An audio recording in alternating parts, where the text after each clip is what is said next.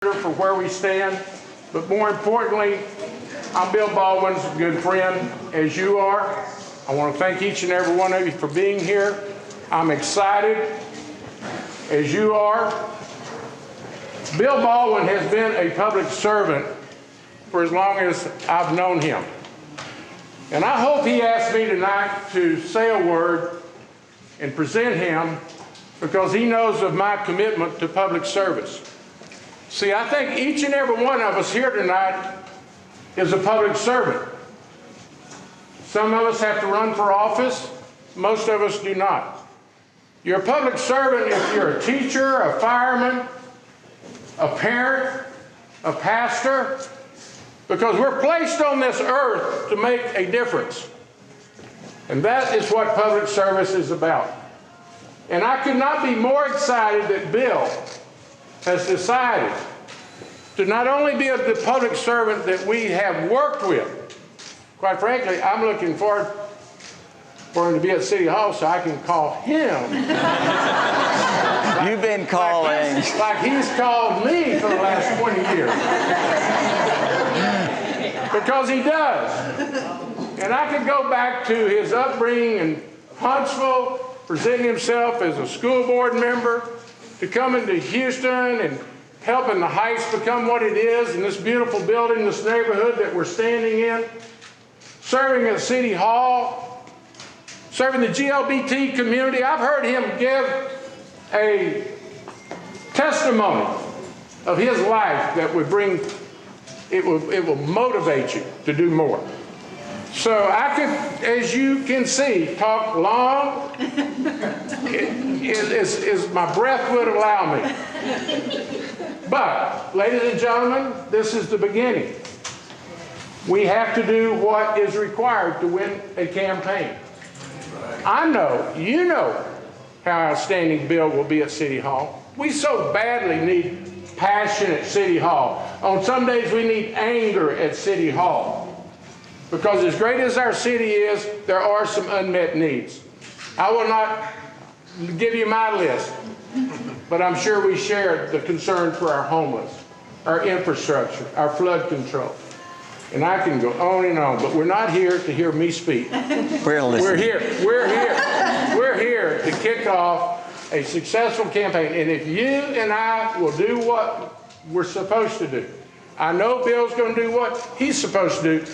I will see y'all in January when we're swearing in Bill Baldwin. Thank you. Go for it. Thank you, thank you. Thank you. Thank you. Go, Bill. Thank you. First of all, I want to thank Senator Whitmire because I could think of no other public servant that I would want to introduce me at my kickoff event. I texted him when I came to this conclusion, and he wholeheartedly agreed to do so. But he's been the role model for all of us for decades about what it means to go out and serve your community and think about not only where we are, but where we need to be and how to get there. He's a can-do kind of senator, and I want to be that kind of can-do person for each of you. I have so many people to thank, and I want to thank Fady, my partner, for being here, and he will be here in some fashionable attire. He will be the best looking guy here in a minute or two. He got delayed, and that's okay. We're going to let him do that. And then I want to recognize Ginger and Richard, who isn't here yet either, because I'd struggled with this decision about whether or not this was my time or not. And we went to dinner on Sunday night because I had not made my mind up. Even at White Linen Night, if you saw me, I wasn't sure what I was doing. And I needed a firm commitment from each of them, a solid yes, that they were here with me on this endeavor, and I wholeheartedly got it from Ginger, Richard, and Fady. And so first of all, I want to thank them and for their commitment, because it will be some sacrifice there also. And my staff at Boulevard Realty, we told the staff on Monday and the agents on Tuesday or whatever. And I'm here today because of the work that they do in the community also. I try and provide a certain amount of guidance and inspiration, but it's a team effort. And the staff that we have here at Boulevard Realty also has to sacrifice for me to go do the things that I've been able to do. And I want to recognize them for what they've done. And over the 22 years, it's been the relationships with the clients, with people we're where we have sold houses and we have worked with you in other endeavors that really has given me the opportunity to do the next phase of community activism. I have learned from the Heights Association what it means for communities to be divided and what it takes to bring them back together.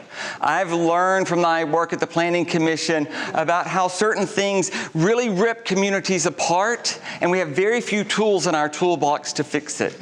I watched during Hurricane Harvey how the city rallied together with one another, and with just a little bit of leadership, we can channel our energy to do so much good because there's more that unites us than divides us as a community and a region.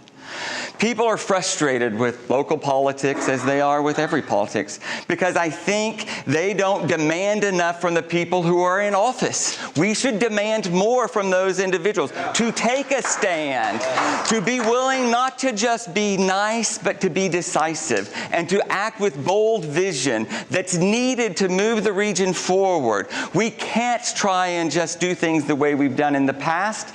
That's insanity to expect that there might be a different result. We must put a new vision. We must have more collaboration between council members, more collaboration between the city and the private-public partnerships that we have, more collaboration with the communities and the neighborhoods that are facing dire problems that, you know what they want? A little bit of help. Someone to hear them, someone to actually do something about it.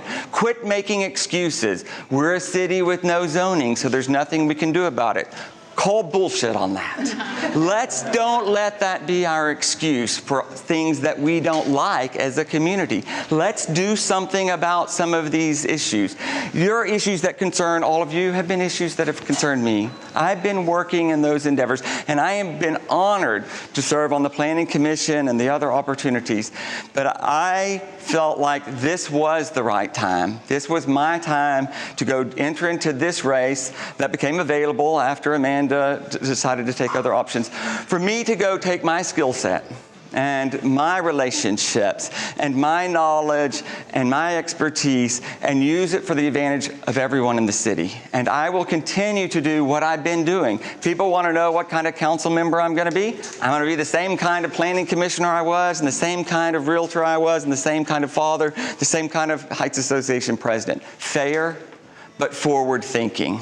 Hard-working, but focused on learning everything you need to in order to make a decision. Someone that will listen and listen more, because that's really what they want much of us to do.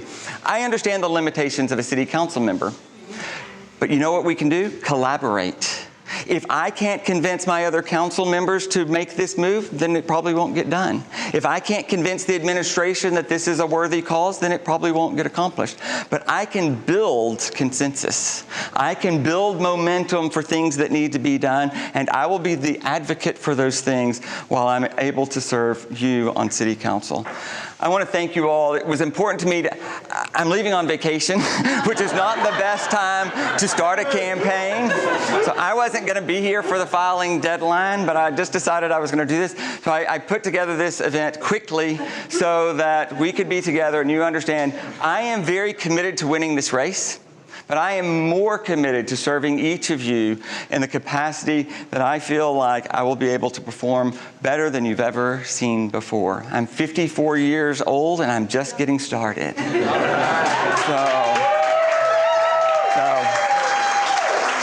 We need help.